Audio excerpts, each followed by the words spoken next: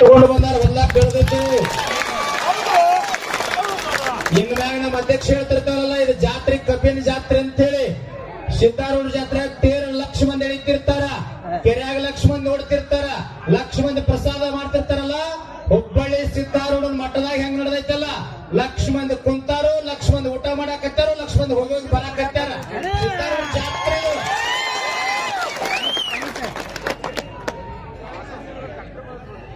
ಹಾಸಂಗಿಂದ ನೋಡ್ರಿಪ್ಪ ಒಂದು ಶಿವ ಹೇಳ್ತೀನಿ. ಅಯ್ಯಪ್ಪ ಸ್ವಾಮಿ ಗುರುಸ್ವಾಮಿಗಳು 25 ವರ್ಷದ ಮಲೆ ಹಾಕ್ತಾರ.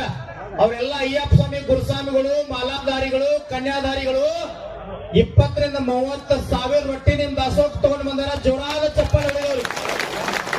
ಆ ಟ್ರ್ಯಾಕ್ಟರ್ ಬರ್ಲಿಕ್ಕೆ ಸ್ವಲ್ಪ ಅವಕಾಶ ಮಾಡಿಕೊಡ್ರಿ ನಮ್ಮ ರೈತ ಬಂಧುಗಳು. ಈಗ ನಮ್ಮ ಶಿವಮೊಗ್ಗ ಜಿಲ್ಲೆಯಿಂದ ಬಂದಿರತಕ್ಕಂತ ಜಿಲ್ಲಾಧ್ಯಕ್ಷರು ದಿನೇಶ್ ಸಿರ್ವಾಳ್ ಅವರು ಈ ಹೋರಾಟವನ್ನ ಉದ್ದೇಶಿಸಿ ಮಾತನಾಡಬೇಕಂತೇಳಿ ತಮ್ಮೆಲ್ಲರ ಪರವಾಗಿ ನಾನು ವಿನಂತಿಯನ್ನು ಮಾಡಿಕೊಳ್ತೀನಿ. ಭಾರತ್ ಮಾತಾ ಕಿ ಗಟ್ಟಿ ಬರಲಿ, ಭಾರತ್ ಮಾತಾ ಕಿ. ದಯವಿಟ್ಟು ಎಲ್ಲರೂ ಶಾಂತಿಯನ್ನು ಕಾಪಾಡಿ. ಈ ಹೋರಾಟದ ನೇತೃತ್ವವನ್ನು ವಹಿಸಿರ್ತಕ್ಕಂಥ ಕರ್ನಾಟಕ ರಾಜ್ಯ ರೈತ ಸಂಘದ ಅಧ್ಯಕ್ಷರಾಗಿರ್ತಕ್ಕಂಥ ಚೂನಪ್ಪ ಪೂಜಾರಿ ಹಾಗೂ ನಮ್ಮ ಗೌರವಾಧ್ಯಕ್ಷರಾಗಿರ್ತಕ್ಕಂಥ ಗುರುಗಳು ಶಶಿಕಾಂತ್ ಗುರುಜಿ ಹಾಗೆ ಇನ್ನಿತರ ಮುಖಂಡರ ಮೇಲೆ ಬಹಳ ದೊಡ್ಡ ಜವಾಬ್ದಾರಿ ಇದೆ. ಇವತ್ತು ಲಕ್ಷಾಂತರ ಜನಸಂಖ್ಯೆಯಲ್ಲಿ ಸೇರಿದ್ದೀವಿ. ಒಂದು ಸಣ್ಣ ಗೊಂದಲು ಕೂಡ ಆದ್ರೆ ಕಾಲ್ತುಳಿತಗಳಾಗ್ತವೆ. ಹಾಗಾಗಿ ದಯವಿಟ್ಟು ಎಲ್ಲೆಲ್ಲಿದ್ದೀರಿ ಅಲ್ಲಿ ಶಾಂತಿಯನ್ನ ಕಾಪಾಡಿ. ಆತ್ಮೀಯ ರೈತ ಬಾಂಧವರೇ, ಇವತ್ತು ಏನು ಕಬ್ಬಿನ ಬೆಲೆ ನಿಗದಿಗಾಗಿ ಕಳೆದ 6 ದಿನಗಳಿಂದ ನಿರಂತರವಾಗಿ ಹೋರಾಟವನ್ನು ಆರಂಭಿಸಿದ್ದೀರಿ. ತಮ್ಮ ಹೋರಾಟ ಇವತ್ತು ರಾಜ್ಯ ಮತ್ತು ರಾಷ್ಟ್ರ ಮಟ್ಟಕ್ಕೂ ಹೋಗಿ ತಲುಪಿದೆ. ತಾವೆಲ್ಲರೂ ಕೂಡ ಬಹಳ ಗಟ್ಟಿಯಾದ ಹೋರಾಟವನ್ನು ರೂಪಿಸಿದ್ದೀರಿ. ಇವತ್ತು ಮಾನ ಮರ್ಯಾದೆ ಬಿಟ್ಟಿರ್ತಕ್ಕಂಥ ಸರ್ಕಾರ ನಿಮ್ಮ ಅಹವಾಲನ್ನ ಕೇಳಲಿಕ್ಕೆ ಬರಬೇಕಾಗಿತ್ತು. ಆದ್ರೆ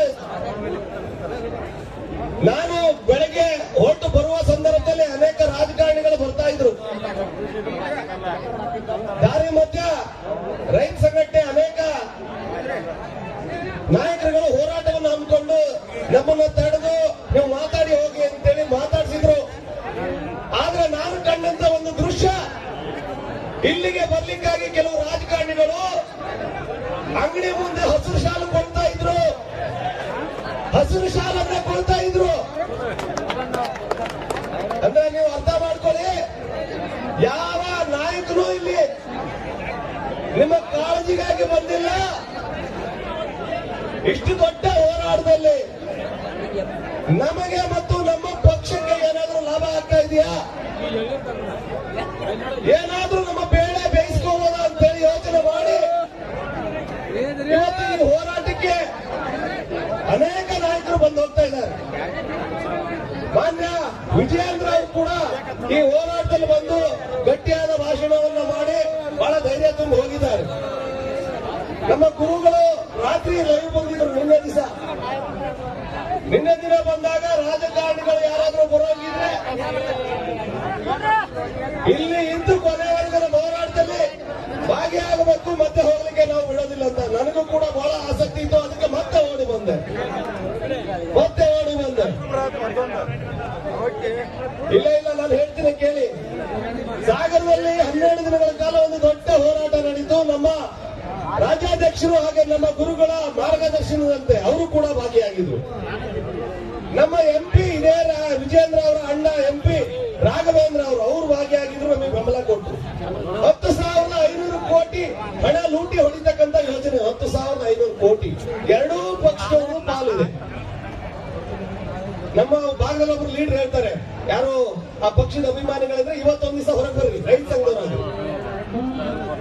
ಕಾಂಗ್ರೆಸ್ ಬಿಜೆಪಿ ಒಣ ಸಗಣಿ ಹಸಿ ಸಗಣಿ ಇದ್ದಂಗೆ ನೀರು ಬಿಂದ್ರೆ ಎರಡು ಒಂದೇ.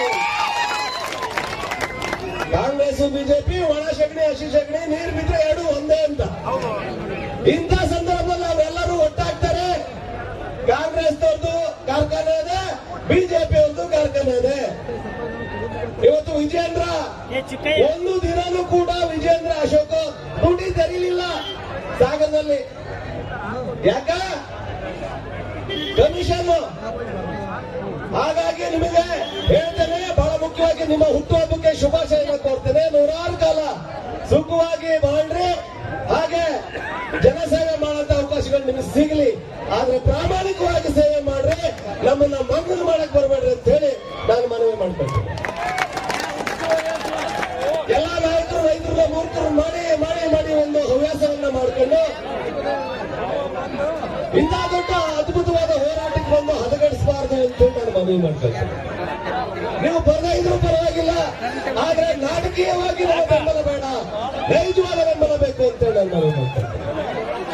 ಆದ್ರೆ ಗುರುಗಳೇ, ನಿಮ್ಮೆಲ್ಲರಿಗೂ ಮನವಿ ಮಾಡ್ತೇನೆ, ಆ ನಮ್ಮ ಸಕ್ಕರೆ ಮಂತ್ರಿ, ಆ ಶುಗರ್ ಮಿನಿಸ್ಟರ್ ಅವನು ಭಯಬೇಡ್ರಪ್ಪ, ಪಾಪ ಭಯಬೇಡ್ರ, ಅವ್ನಿಗೆ ಏನೂ ಗೊತ್ತಿಲ್ಲ. ಅವ ಒಂದು ಮಣ್ಣಿನ ಬೊಮ್ಮೆಯನ್ನ ಮಾಡಿ ಇದಕ್ಕೆ ಮಂತ್ರಿ ಅಂತ ಹೆಸರಿಟ್ರೆ ಹೆಂಗಿರ್ತದ ಹಂಗವ. ಅವನು ಯಾರೋ ಭಯಕ್ಕೆ ಹೋಗ್ಬೇಡ್ರಪ್ಪ, ದಯವಿಟ್ಟು ಅವ್ನಿಗೆ ಯಾವ ಅಧಿಕಾರ ಕೊಟ್ಟಿಲ್ಲ. ನಾವಿಕ ವ್ಯವಸ್ಥೆ ಮಂತ್ರಿ ಮಾಡಿಬಿಡ್ತಾರ, ಯಾರೋ ಭಯಬೇಡ್ರ. ಆದ್ರೆ ಇವತ್ತು ಸಿದ್ದರಾಮಯ್ಯನವರು ಅವ್ರು ಯೋಚನೆ ಮಾಡಬೇಕಾಗಿತ್ತು, ಇವೆಲ್ಲ ಗಂಡು ಮಕ್ಕಳಿದ್ರೆ ಖಂಡಿತ ಇಲ್ಲಿಂದ ನೀವು ವಿಧಾನಸೌಧ ಒಳಗೂ ನುಗ್ಗೋ ತಾಕತ್ ನಿಮ್ಗದೆ, ನಾವೆಲ್ಲರೂ ಕೂಡ ನಿಮ್ ಬೆಂಬಲಕ್ಕೆ ಇರ್ತೇವೆ. ಇವತ್ತು ವಿಜೇಂದ್ರ ಹೇಳಿದ್ರು, ಯಡಿಯೂರಪ್ಪ ಗುಡುಗಿದ್ರೆ ವಿಧಾನಸೌಧ ನಡಕ್ತದೆ ಅಂತ. ಖಂಡಿತ ಆ ಕಾಲ ಇತ್ತು. ವಿಜೇಂದ್ರ ಹತ್ರ ಏನನ್ನೂ ನಡಕ್ಸಕ್ ಆಗಲ್ಲ, ನಾನು ಬಂದು ಕೊಡ್ತೀನಿ, ಏನು ನಡಕ್ಸಕ್ಕಾಗಲ್ಲ ವಿಜೇಂದ್ರ. ಈ ನಾಟಕಗಳನ್ನೆಲ್ಲ ಬಿಟ್ಟು ನೀವು ಗಟ್ಟಿಯಾಗಿ ನಿಮ್ಮ ಕಾರ್ಖಾನೆ, ನಿಮ್ಮ ಪಕ್ಷದ ಮಾಲೀಕರು ಯಾರಿದ್ದಾರೆ, ನಿಮ್ಮ ಪಕ್ಷದ ಮಾಲೀಕರ ಹತ್ರ ಮೊದಲು ಅಲ್ಲೊಂದು ಮಾಡಿದ್ರೆ ಮೊದಲು ಆ ತರ ಅನೌನ್ಸ್ ಮಾಡಿಸ್ಬೇಕು. ಅದನ್ನು ಕರೆದ್ರೆ ಅವರನ್ನ ಈ ವೇದಿಕೆಗೆ ನಿಮ್ಮ ಪಕ್ಷದ ಮಾಲೀಕರು, ಕಾರ್ಖಾನೆ ಮಾಲೀಕರು ಅವ್ರನ್ನ ಕರೆಸ್ರೆ, ನಮ್ಮ ಗುರುಗಳ ಕಾರ್ಖಾನೆಗೆ ಹಾಕ್ರೆ, ದರವನ್ನ ಘೋಷಣೆ ಮಾಡಿಸ್ರಿ. ಹಾಗಾಗಿ ಹೆಚ್ಚಿನಾಗಿ ನಾವು ಅವ್ರನ್ನ ಟೀಕೆ ಮಾಡ್ಲಿಕ್ಕೆ ಹೋಗೋದಿಲ್ಲ. ಯಾಕಂತಂದ್ರೆ ಅವ್ರು ಬಂದಿರ್ತಕ್ಕಂಥದ್ದನ್ನ ನಾವು ಗೌರವಿಸಿದ್ದೀವಿ. ಗೌರವಿಸಬೇಕಾಗಿರ್ತಕ್ಕಂಥದ್ದು ನಮ್ಮ ಧರ್ಮ, ರೈತ ಸಂಘಟನೆ ನಮಗೆ ಅದನ್ನ ಹೇಳ್ಕೊಟ್ಟದ. ಆದ್ರೆ ನೀವು ಸ್ವಾಭಿಮಾನದಲ್ಲಿರ್ಬೇಕು. ನೀವ್ಯಾರು ಕೂಡ ಸ್ವಾಭಿಮಾನ ಬಿಟ್ಟು ಯಾವನೋ ಒಬ್ಬ ದೊಡ್ಡ ನಾಯಕ ಬಂದ ಅಂದ ತಕ್ಷಣ ಅವನಿಂದ ಕಾರ್ ಹತ್ತಲಿಕ್ಕೆ ನೂರಾರು ಜನ ಹಿಂದೆ ಹೋಗೋದ್ರೆ ಮೊದಲು ಬಿಡಬೇಕು. ಅವ್ರು ಬಂದಿದ್ದೇನೋ 8ನೇ ಅದ್ಭುತ ಅಲ್ಲ. ಒಬ್ಬ ಭಾರತೀಯ ಜನತಾ ಪಕ್ಷದಿರ್ಲಿ, ಕಾಂಗ್ರೆಸ್ ಪಕ್ಷದ ನಾಯಕರು ಬರೋದಿಲ್ಲಿ, ಅದು ಇಂಥ ದೊಡ್ಡ ಅದ್ಭುತವಾದ ಹೋರಾಟ ವೇದಿಕೆಗೆ, ಅದು